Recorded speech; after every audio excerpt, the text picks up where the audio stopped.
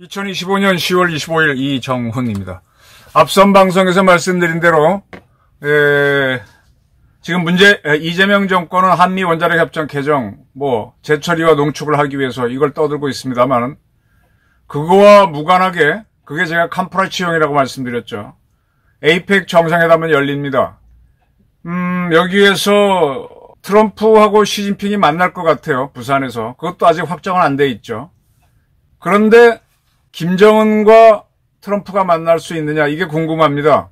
에이펙 정상회담에서 만날 수도 있겠지만 그게 끝나고 난 다음에 판문점 같은 데서 만나는 거 아닌가, 이런 예측들이 나오고 있습니다. 그 이유는 트럼프가 지금 아시아 순방을 위해서 출발하면서 북한은 뉴클리어 파워다, 핵보유국이다, 북한은 핵을 갖고 있다 라고 얘기했고, 나는 그를 만날 수 있다, 그런 뜻은 전달했다 라고 했기 때문입니다.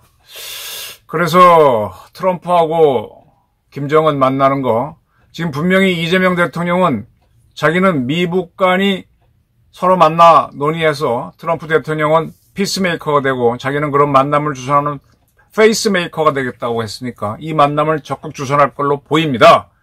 자, 저는 이재명 대통령이 자기 정권을 위해서, 그리고 민주당 정권의 연속된 집권을 위해서 꾀를 내고 있고, 정동영 통일부 장관도 이북을 위해서 탄탄대로를 닦아주는 꾀를 내고 있는데, 이재명과 정동영은 제 꾀에 제가 속을 수 있다라는 예측을 합니다.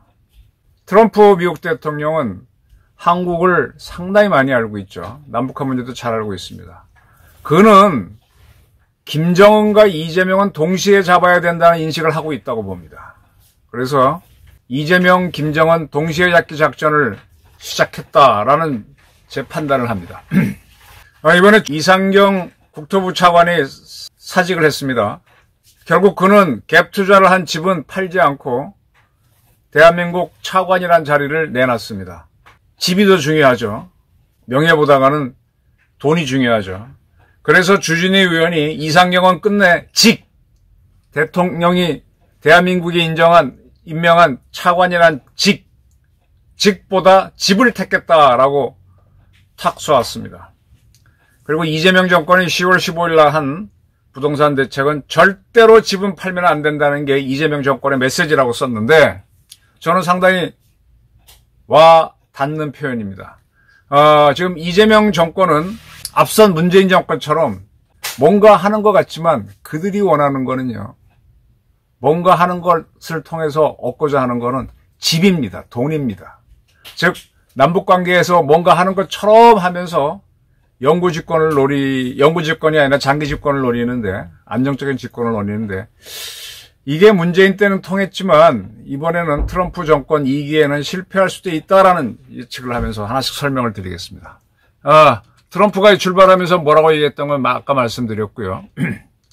트럼프는 북한은 핵무기가 많다, 뉴클리어 파워다, 그를 만날 수도 있다, 그렇게 얘기하고 비행기를 탔습니다. 이런 얘기를 하는 건 메시지죠. 그리고 미국은 뉴욕에 유엔 대표부가 있죠, 북한. 거기를 통해서 접촉을 해왔고, 한때 북한은 유엔 대표부를 통한 미국과의 접촉을 거부한다고 밝혔었습니다. 그리고 난 다음에 미국은 이스라엘과 이란이 서로 미사일과 드론을 쏘는 전쟁을 할 때 마지막에 등장해서 이란의 핵시설을 완전 제거하는 작전을 완수해버렸죠.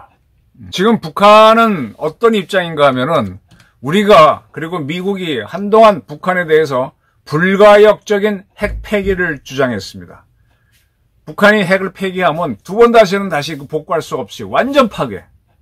불가역적으로 북한 핵을 폐기해야 된다고 주장했는데, 지금 북한은 뭔 주장을 하는가 하면, 불가역적으로 조선민주주의 인민공화국은 핵보유국이다, 북한의 핵보유를 불가역적으로 인정하라라는 주장을 합니다.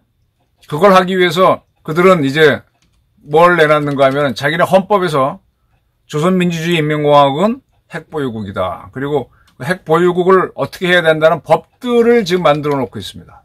그래서 북한은 자기네가 핵을 가지고 있다는 거는 자기네 스스로 불가역적으로 만들어 놓고, 그걸 인정하는 단계에서만 대화를 하겠다는 겁니다. 근데 여기에 아주 사기를 치면서 중재자 역할을 했던 게 문재인 대통령이죠. 북한은 분명히 문재인 대통령이 보냈던 2018년 초의 얘기입니다. 대한민국 특사에게 북한의 핵 보유를 인정하면, 북한 체제를 인정하면 뭐 그런 식으로 하면서 핵 포기를 할 수도 있다라는 했는데, 문재인 정권은 자기네 대표단을 트럼프한테 보냈을 때 미국 백악관에서 발표하기를 북한 체제를 인정하면을 빼고 핵 포기를 할 수 있다라는 그런 발표를 하면서 트럼프하고 싱가포르에서 김정은이 만드는 걸 만들어줬다가 나중에 하노이 노딜로 완전 바보처럼 당한 바가 있습니다.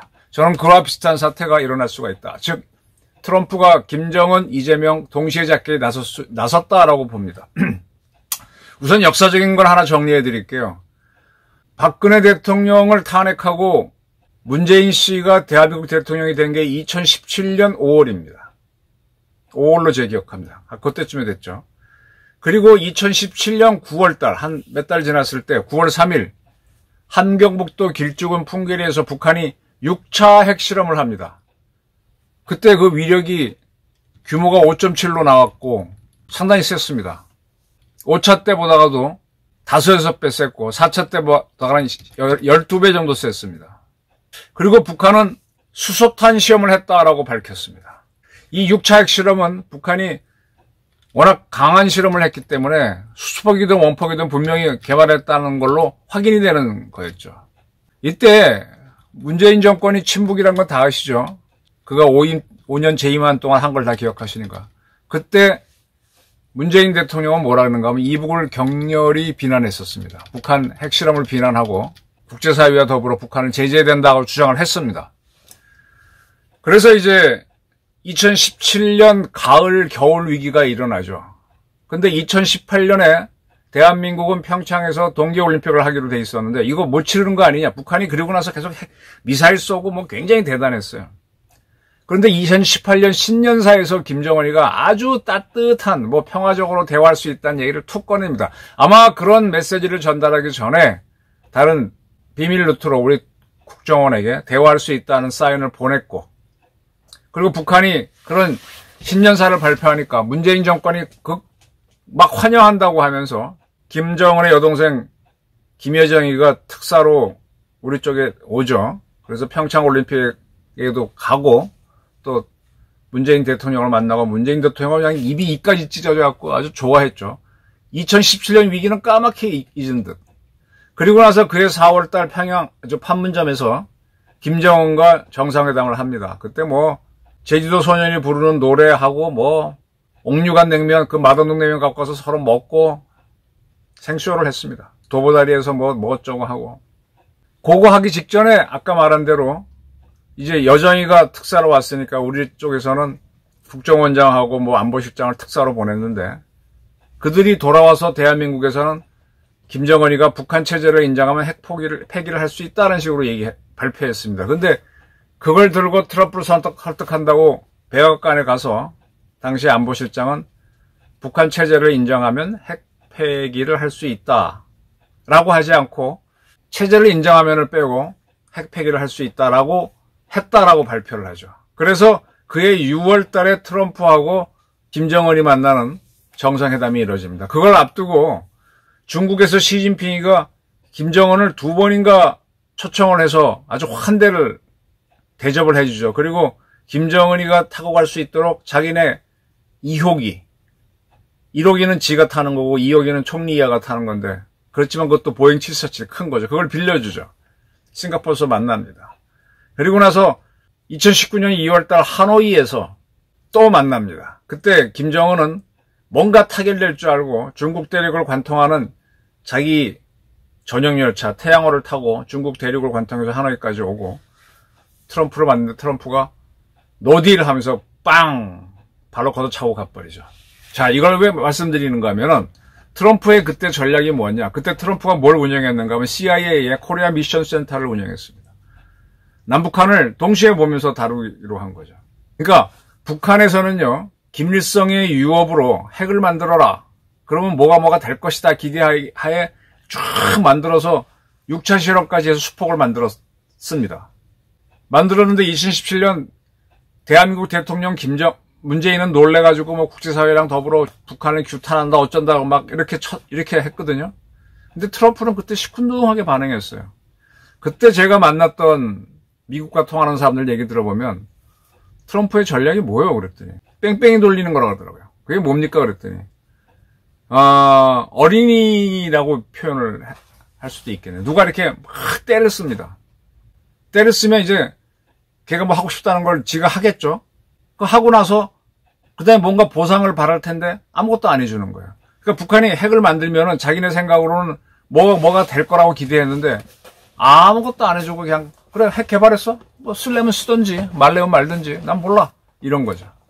너 열심히 핵 만들었을 걸 뭐 어쩔래? 뭐 쓸 거야? 해? 무관심. 그래서 그때 문재인이 더 불안해가지고 막 트럼프한테 매달리고 그러다가 이제 해가 딱 바뀌면서 김정은이가 유화 제스처를 딱 보내는 거죠. 여기에 이제 문재인이가 말려들면서 싱가포르에서 이렇게 만나게 되고 근데 그 결과 하노이에서 딱 엎어치기로 해버립니다. 그리고 그해 6월 달인가 일본에서 에이펙인가 G20 정상회담이 있을 때 트럼프가 갑니다. 근데 그 전에 김정은이가 아무래도 이상해서 시진핑한테 몇 차례 당신도 가게 되면 G20에는 가니까 나랑 트럼프 좀 만나게 해달라고 막 부탁을 하고 또 뉴욕 대표부를 통해서도 미국에 그런 얘기를 전달하니까 시진핑이 와서 또 실제로 일본에서 트럼프한테 김정은이 만나고 싶어 한다고 하니까 오케이 하고 한국에 날라와서 바로 판문점에 가서 만나죠. 그때 문재인 대통령이 태극기 들고 자기도 낀다고 회담장에 갔다가 못 들어가죠. 근데 거기에서 다시 한번 트럼프가 노딜을 만들면서 김정은을 바보로 만들죠. 그때부터 김정은이가 거품을 품고 반미로 가면서 미국은 두려우니까 두 번이나 당했잖아요. 그러니까 이제 문재인을 향해서 삶은 소대가리 특특 머저리 이렇게 욕을 하면서 그다음에 우리가 북한에 개성에 설치했던 남북연락사무소도 파괴하고 아주 호전적으로 나왔습니다. 저는 그것과 비슷한 사태가 이번에 일어날 수도 있다라는 걸 설명하기 위해서 2017년, 18년에 있었던 걸 설명드린 겁니다. 자, 지금 북한은 핵실험은 했고요. 지금은 화성 20호형이라고 미국을 때릴 수 있는 ICBM을 지금 만든 걸로 보이고 그리고 지금 이재명 정권이 우리 국방부가 제대로 설명을 안 하는데 대한민국이 지하 100m에 숨겨놓고 만약 뭐 비밀실이 있는데 그걸 때려서 파괴할 수 있는 벙커버스터 미사일 북한이 며칠 전에 그 시험 발사했죠.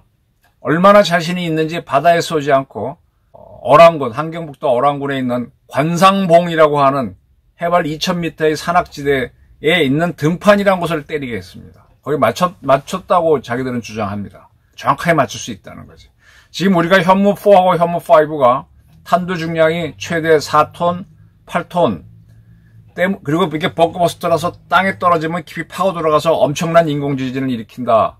그래서 핵무기급이라서 북한의 핵시설을 때릴 수 있다라고 하는데 같은 거를 이북이 만들었습니다. 그러니까 핵을 쓰지 않고도 남한을 초토할 수 있는 방법을 만든 거죠. 이걸 만들어 놓고 또 미국을 때릴 수 있는 ICBM도 해놓고 핵탄두는 이미 해놨고 그리고 북한이 이번에 극초음속 뭐라 그랬나 발사체라 그랬나 그건 뭐냐 걔네들은 그전에는 그걸 전략 순항 미사일이라 그랬습니다.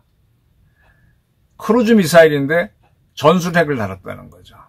그리고 크루즈 미사일은 땅에 딱 붙었고 이렇게 날아가면서 수면에 붙어 날아가면서 레이더를 피해갖고 극초음속은 빠르죠. 마하 5 정도. 그래갖고 정확하게 때릴 수 있다. 그러니까 전술 핵 순항 미사일, 극초음속 미사일은 남한, 그 다음에 걔네들이 시험 발사했던 단거리 화성 11 다형은 대한민국의 핵심 지하시설을 때릴 수 있는 벙커버스터 미사일. 그 다음에 미국은 원폭을 단, 수폭을 단 화성 20으로 때리고 이런 준비를 해놓고 있는 겁니다. 그래서 자기네는 헌법에다가 자기는 핵보유국이고 이거는 절대로 못 바꾼다. 과거 우리가 이북에 대해서 미국과 같이 니네 핵을 완전히 파괴하라고 불가역적으로 요구했는데 이제 반대로 자기네들이 우리를 불가역적인 핵 보유국으로 인정하라는 겁니다.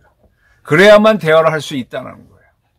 근데 지금 트럼프가 그래 북한은 뉴클리어 파워고 많은 핵무기를 가지고 있다라고 하면서 아시아 순방에 나오면서 김정은과 만날 수도 있다는 뉘앙스를 두고 왔습니다. 참 이거는 뭔가 하면은 이거는 정동영 씨가 요런 상태에서 남북이 만나야 된다는 주장을 해왔었죠. 미북이 만나고. 근데 지금 대한민국 역사를 다시 돌려놓고 보게 되면 2017년, 18년의 역사가 그르친 것도 큰 문제지만 저는 대한민국 대통령 중에서 가장 문제야. DJ나 노무현 문제가 있어요. 근데 진짜 이상한 사람이 YS예요. YS는 좌파의 숙주입니다. YS 이전까지 노태우 정부 때까지는 북한이 국제사회와 즉 미국으로 대표되는 국제사회를 만나는 걸 우리가 막아왔습니다. 남북 문제는 우리 민족 문제니까 나랑 이야기해. 나랑 싸워도 나랑 싸워. 그래서 북한이 미국과 만나거나 하는 걸 차단하려고 애를 썼거든요. 근데 북한이 이제 핵을 개발하죠. 쭉 개발해 오니까 그때 김영삼 정권이 거기에 밀려서 핵은 우리가 못 막아.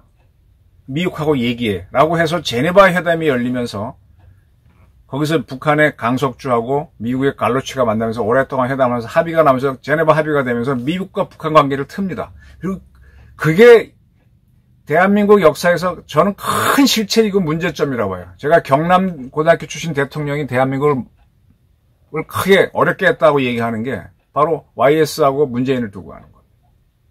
그러면서 지금 그 이후로부터 미국과 북한은 어떤 식으로든 간에 지금 만나오면서 그 전까지는 그걸 못했죠. 우리가 철저히 막았죠. 근데 우리는 지금 핵 문제에 대해서는 미국에 다 떠넘기고 있어. 오죽하면 이재명 대통령은 그 핵 문제 논의하기 위해서 미국 대통령이 만나서 잘 하십시오. 피스메이커 하세요. 난 그 도와드리는 조력자, 페이스메이커 하겠습니다 하면서 민족 문제를 포기하는 모습 보였어요. 이런 사람을 가르쳐서 민족 반역자라고 옛날에는 할 수 있었어요. 지금은 안 하고 있을 뿐이지. 세상이 좀 바뀌었죠. 근데 여기서 우리는 계속 후퇴하고 있는 거고 김영삼이 후퇴하고 문재인이 후퇴하고 이재명은 더 뒤로 후퇴한 거예요. 북한은 다 죽어가다가 전진하고 이제는 자기네가 불가역적인 핵 국가가 돼야 된다는 겁니다. 자, 이게 이제 한반도의 큰 안보 그림인데 이거를 지금 대한민국에서 보수파는 이걸 돌릴 능력이 없고 이재명을 비롯한 좌파들은 이걸 더 밀어붙이기 위해서 엔드라고 하죠. 엔드 정책을 편지했다 그러죠. 북한하고 일단 교류하고 일단 북한의 핵을 더 이상 덜 만들게 한다면 나중에 비핵화를 하겠다. 이게 이렇게 됩니까? 안 되는 건데 그걸 하겠다는 건데 트럼프의 책사라고 알려져 있는 빅터 차는 이재명 대통령이 엔드 구상을 내세우면 뭐 동의해 줄 거라고 합니다. 뭐 어차피 그건 어찌됐든 비핵화를 하는 거니까 이 방법 저 방법 뭐 그래 그걸 해봐 그런 식으로. 그러나 미국은 그게 안 된다는 걸 알죠. 그러면 어떻게 하겠느냐? 김정은을 만나야만 미국이 대화를 해야 종속변수가 되는 게 누구냐? 이재명입니다. 이재명은 아까 말한 대로 이 페이스메이커가 했다 했죠.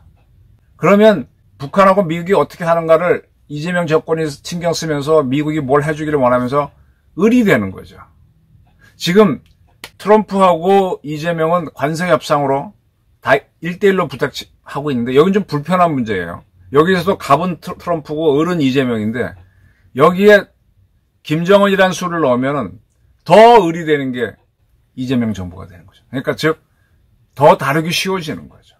북한이 핵을 갖고 있을 때 한국에 보수 정권이 있으면은 미국은 한국이 핵을 가진 북한을 이스라엘처럼 때릴까봐 걱정해야 돼서 분쟁이 생길 수도 있으니까 실패하면 또 커지니까 이스라엘처럼 성공하면 되는데 실패하면 핵전쟁이 나니까 제어를 하려고 그러겠죠. 근데 좌파 정권이 들어섰을 경우에는 그들이 준동하는 걸 막으려면은 그들이 통제할 수 없는 강한 적이 있는 게 좋아요. 이게 미어샤이머가 얘기한 오프쇼어 밸런싱에 해당되는 것도 되고 즉 대한민국의 좌파 정권은 이북을 이용해서 제어하는 겁니다. 그리고 동시에 김정은도 잡아버리고 이재명도 잡아버리는 이런 전략을 할 거라고 저는 봅니다.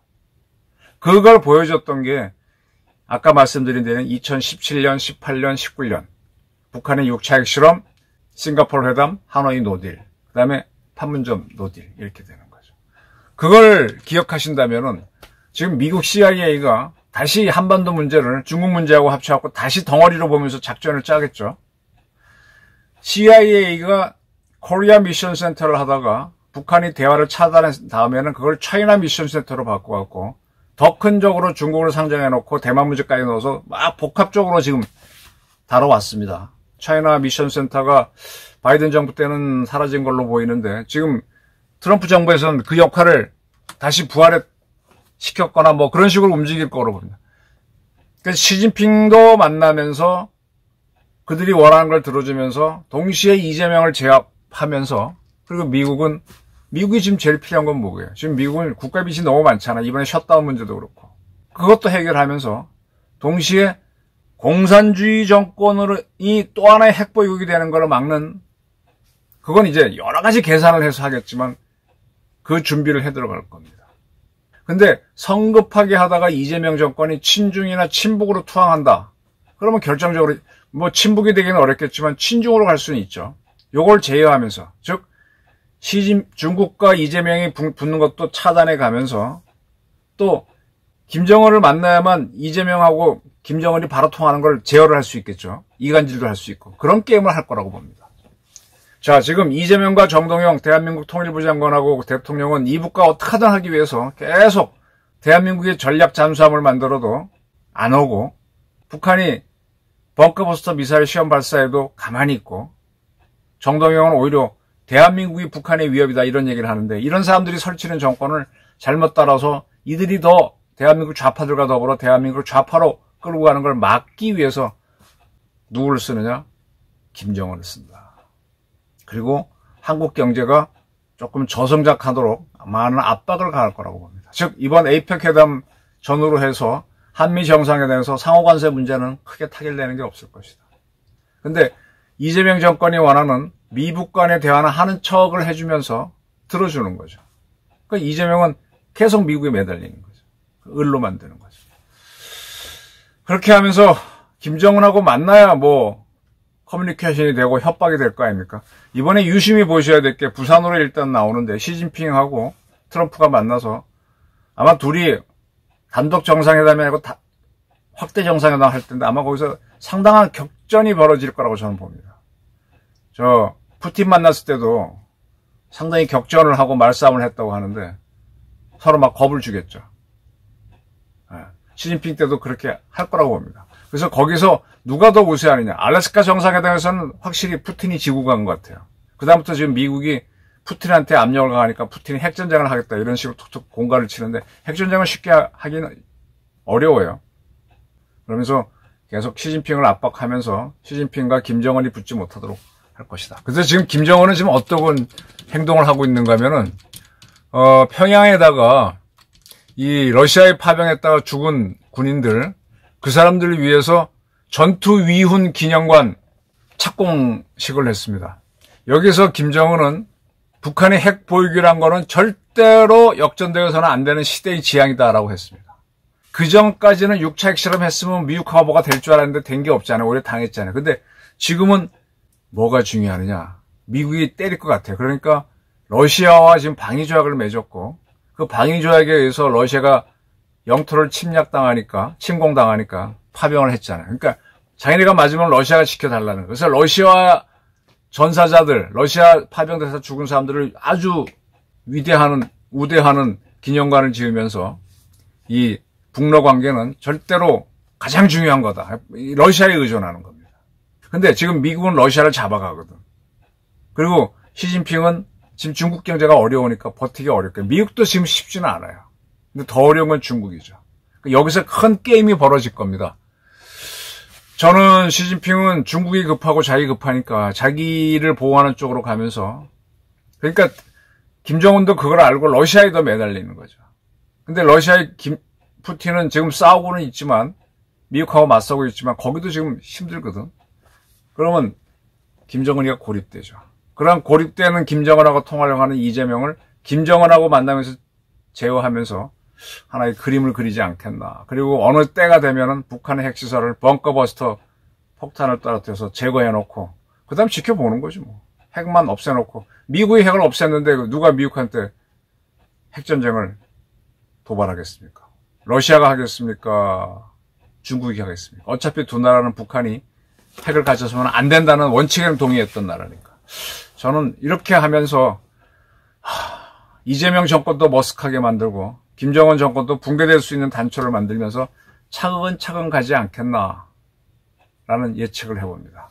2017년에 있었던 6차 핵실험, 18년에 있었던 싱가포르, 19년에 하노이, 판문점 정상회담 복귀하시면서 이번 에이펙 전후로 한반도에서 트럼프가 어떤 외교를 펼칠지 한번 지켜보시기 바랍니다. 감사합니다.